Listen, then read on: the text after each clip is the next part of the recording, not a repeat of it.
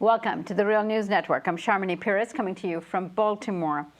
Jeffrey Sterling was sentenced to 42 months on Monday for revealing details about a covert operation. The mainstream press is reporting that the operation known as Operation Merlin back in year 2000 attempted to prevent Iran from developing a nuclear weapons plan. However, our next guest, David Swanson, has uncovered something much darker in the court case. With me to discuss it is David Swanson. David is joining us from Charlottesville, Virginia, and David is co-founder of War is a Crime and the author of War No More, the Case for Abolition. Thank you so much for joining us. Thanks for having me. So, David, what is your revelation here? Well, I guess the one thing that I discovered is that one of the cables that was introduced as evidence in the trial made quite clear, although unintentionally, that this operation to give nuclear plans and, as originally conceived, nuclear parts to the government of Iran was then carried over to the government of Iraq. That is, this former Russian nuclear scientist, CIA asset who was tasked with giving nuclear bomb plans to Iran, which he did. It was then immediately proposed to him that he do the same with Iraq. And whether that was followed through on, we don't really know. We don't have any way of knowing. Our government operates in secrecy. But we know that this individual and his wife have continued to be paid hundreds of thousands of dollars for several years following this operation for some service or other.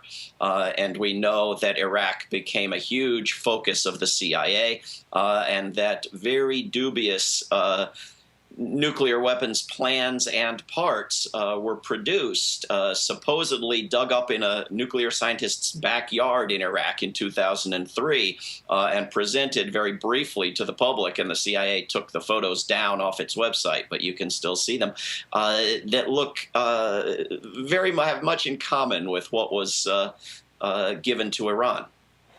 Now, explain to us, David, the dangers of what they had proposed or provided by way of plans to Iran.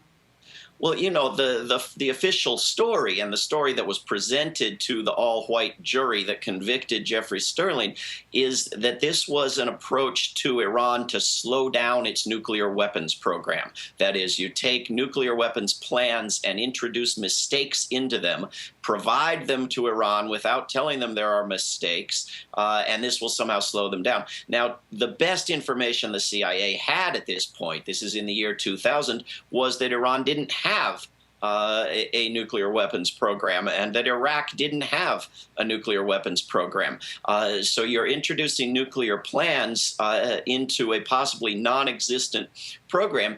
And the mistakes, and this was why they were so angry at James Risen's report in his book and why they got the New York Times to refuse to report it, was that the mistakes were glaringly obvious. In fact, were immediately obvious to the former Russian scientist to whom they were not supposed to be.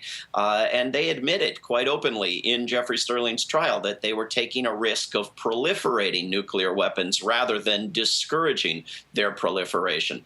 And so just shortly before making the case that Iraq's nuclear weapons were grounds for attacking Iraq, which of course made no sense. You want somebody to use a weapon, you attack them.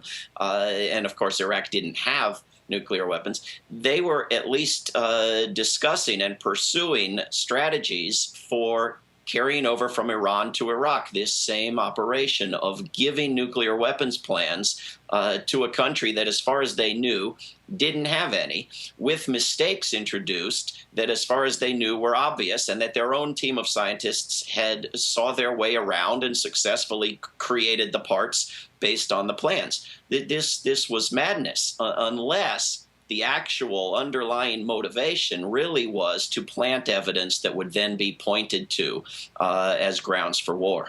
And there's much speculation about that. Is there any further evidence to support that scenario?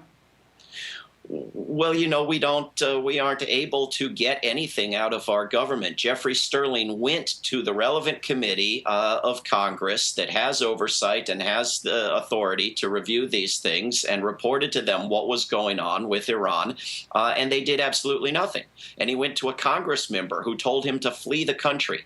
This is an innocent man trying to blow the whistle on an outrageously reckless, if not criminally warmongering operation, is told to flee the country, and the committees in Congress do nothing. And so we don't have access through Congress to find out information. We have to find it through other leakers who now face the increased risk of prison based on the example of Jeffrey Sterling and Bradley, now Chelsea Manning, and others. So we don't know, but we know that there were teams of special operations plans officials running about Iraq right after the invasion, trying to find, if not plant, weapons of mass destruction.